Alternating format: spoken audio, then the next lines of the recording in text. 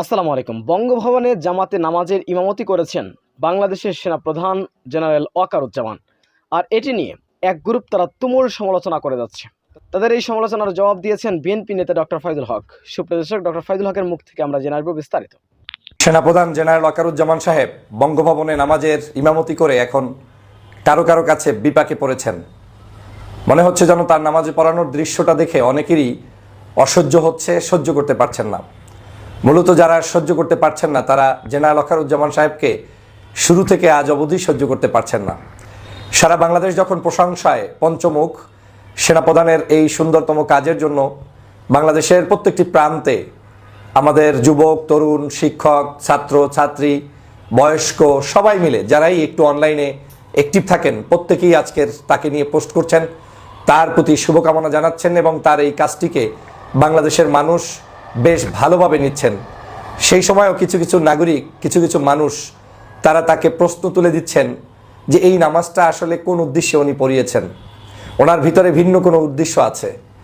আবার কেউ কেউ উদাহরণ সৃষ্টি করছেন আপনার মিশরের আব্দুল ফাত্তাহর সাথে, তিনিও নামাজের ইমামতি করছেন। মানে বাংলাদেশে আমাদের প্রত্যেকটা জিনিস চিন্তা করতে পারেন আপনি যে আমরা কতটা নিচু মানসিকতা নিয়ে অনেক সময় চলাফেরা করি, যেখানে সমস্ত জায়গায় জেনারেল ওয়াকারুজ্জামান সাহেব জনতার সামনে ভালোবাসা পাচ্ছেন। বাংলাদেশের মানুষ তার প্রতি কৃতজ্ঞতা জানানো উচিত। সেখানে কিছু কিছু মানুষ এখনও তার নামাজের দৃশ্যটাকে ভিন্ন অ্যাঙ্গেলে খোঁজ করার চেষ্টা চালিয়ে যাচ্ছেন। আপনি যদি এভাবে খুঁজতে থাকেন পৃথিবীর বহু মানুষের সাথে আপনার ব্যক্তি জীবনের চরিত্রের মিল পেয়ে যাবেন। ফেরাউনের রাতের বেলার কান্নার সাথে আপনি যখন তাহাজ্জুদে উঠে রাতের বেলা আল্লাহর কাছে কান্না করেন, মিলাতে গেলে দেখবেন যে আপনিও কাঁদেন, সেও কাঁদেছিল। সে কেঁদে কেঁদে আপনার আল্লাহর কাছ থেকে আপনার বিভিন্ন দাবি দেওয়া পাশ করাতো, আর সকালবেলা উঠে নিজেকে নিজে খোদা দাবি করত। আপনি যদি এরকম উদাহরণ সৃষ্টি করেন তাহলে আপনার উদাহরণই তো ওই সকল মানুষদের সাথে আপনি পেয়ে যাবেন। সমাজে আমাদের এই দৈন্যতা থেকে বের হয়ে আসতে হবে। আমরা একজন মানুষকে অ্যাপ্রিসিয়েট করতে জানি না। আমরা যারা আমার পাশে দাঁড়ায় তাদেরকে শত্রু বানিয়ে দেই, যারা আমার জন্য কাজ করে, আমার দেশের জন্য লড়াই করে, আমার মানুষের জন্য কাজ করে, তাদেরকে আমরা শত্রু বানিয়ে দেই। এবং সবচেয়ে ভয়ানক হচ্ছে আমরা আমাদের কাছের মানুষদেরকে দূরে ঠেলে দিই। যেই মানুষগুলো আমার দুর্দিনে এক ফোঁটা পানি নিয়েও যদি আমার পাশে এসে থাকে, সেই এক ফোঁটা পানির জন্য অন্তত পক্ষে তার প্রতি যে কৃতজ্ঞতা থাকা উচিত, সেটা আমাদের এই বাংলাদেশের অনেক জায়গায় সেই কৃতজ্ঞতাটার অভাব রয়েছে। আমি এগুলো দুঃখ নিয়ে এই জন্য বলছি, জেনারেল ওয়াকারুজ্জামান সাহেবের ভূমিকা 5 তারিখে না থাকলে 5ই আগস্ট বাংলাদেশের মানুষ শেখ হাসিনা বিমুখ স্বাধীন বাংলাদেশ দেখতে পারতো না।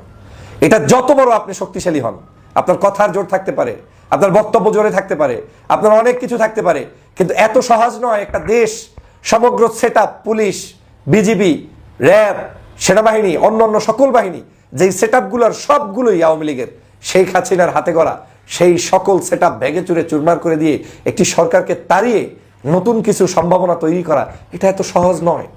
আমরা আন্দোলন করেছি, প্রত্যেকে যার যার জায়গা থেকে ভূমিকা পালন করেছি, এজন্য আমরা সবাই সবার প্রতি কৃতজ্ঞতা। কিন্তু এই সকল ভূমিকার পাশে যে মানুষটি আমাদের পাশে এসে এমন কিছু কৌশল অবলম্বন করে দাঁড়িয়েছে, তিনি হচ্ছেন জেনারেল ওয়াকারুজ্জামান সাহেব, একজন দেশপ্রেমিক সেনাবাহিনীর প্রধান। হ্যাঁ, জেনারেল ওয়াকারুজ্জামান সাহেবকে আপনারা যেভাবে হয়তো ব্যবহার করতে চান, যে তিনি চাইলেই অনেককে মারপিট করবেন, এটা করবেন, সেটা করবেন, হয়তো তার কাছ থেকে অনেক কিছু সেই সকল নোংরা কাজ আপনি আমি পাচ্ছি না। আমাদের এক্সপেকটেশন এরকমই, একজন ক্ষমতা থেকে চলে গেলে পরবর্তীতে যে ক্ষমতায় আসবে বাংলাদেশটা তার মনে করে যা ইচ্ছা তাই করবে, এরকম মানসিকতার কারণেই হয়তো আমরা অনেক কিছু আশা করি। কিন্তু না, হয়তো তিনি বাংলাদেশের ভবিষ্যৎ, দূরদর্শী চিন্তা, 20 বছর পরে কি হতে পারে, 30 বছর পরে কি হতে পারে, সেই সকল চিন্তা করে একটি শান্ত বাংলাদেশ রাখতে তিনি চেষ্টা চালিয়ে যাচ্ছেন। এটাই এখন তার জন্য পথের কাঁটা হয়ে দাঁড়িয়েছে। প্রিয় বন্ধুরা আমার, আমি জেনারেল ওয়াকারুজ্জামান সাহেবের ইমামতির এই দৃশ্য দেখে আপ্লুত হয়েছি। কালকেও আমি একটি ভিডিও দিয়েছি এবং বাংলাদেশের সিংহভাগ মানুষ, আমি মনে করি 99%, 98% মানুষ তার পক্ষে দাঁড়িয়েছে। এবং এই 2-1 মানুষ যারা এখনো এরকম বিভিন্নভাবে কুচ্ছা রটাচ্ছে, মনে হচ্ছে যেন তারা কত বড় শায়েখ, কত বড় বিশ্ববরণ্য অলি, মনে হচ্ছে তারা কত বড় জানি বাংলাদেশের একেবারে রাজাদিরাজ, দেশ পরিবর্তনের বিশাল ভূমিকা পালনকারী। ফেসবুকে একটা পোস্ট লেখা আর বাংলাদেশের স্বাধীনতা এনে দেয়া এক জিনিস না। ফেসবুকে আমি একটা ভিডিও কিংবা রিল দেয়া আর দেশকে স্বাধীন করে দেয়া এক জিনিস না। আমাদের বুঝতে হবে স্বাধীনতা, সার্বভৌমত্বকে রক্ষার জন্য যেখানে ঐক্যের প্রয়োজন, সেখানে আমরা অনৈক্য ছড়িয়ে ছড়িয়ে বাংলাদেশকে আজকে কোথায় নিয়ে যাচ্ছি, এটা আমাদেরকে অনুধাবন করতে হবে। একটু খেয়াল করে দেখেছেন শত হাজার সমালোচনার মধ্যেও এই সরকার কত সুন্দরভাবে বাংলাদেশকে পরিচালনা করছে। খেয়াল করে দেখেছেন রমজানের মধ্যে ঈদকে কেন্দ্র করে সমস্ত জায়গায় মানুষের যে আনন্দ উচ্ছ্বাস। গতকালকের একটি ইফতার মাহফিলে এক ভদ্রলোক বলতেছিলেন এবছর ব্যবসায়ী মহলের কাপড়ের বেচাকিনা এত বেশি হয়েছে, এখান থেকেই প্রমাণ হয় মানুষ কতটা স্বস্তিতে আছে, খাদ্য দ্রব্যমূল্য নিয়ন্ত্রণে আছে। আমি গতকালকে সম্ভবত বশির সাহেবকে ধন্যবাদ জানিয়েছিলাম, একজন উপদেষ্টা যিনি বাণিজ্য উপদেষ্টা, অথচ আমরা তো তাকে তুলোধনা করে দিয়েছিলাম নিয়োগপত্র পাওয়ার পরে। সব জিনিসই আমার মতো আপনার মতো চিন্তা করা, এটা কোনো জাতির স্বস্তিদায়ক নয়।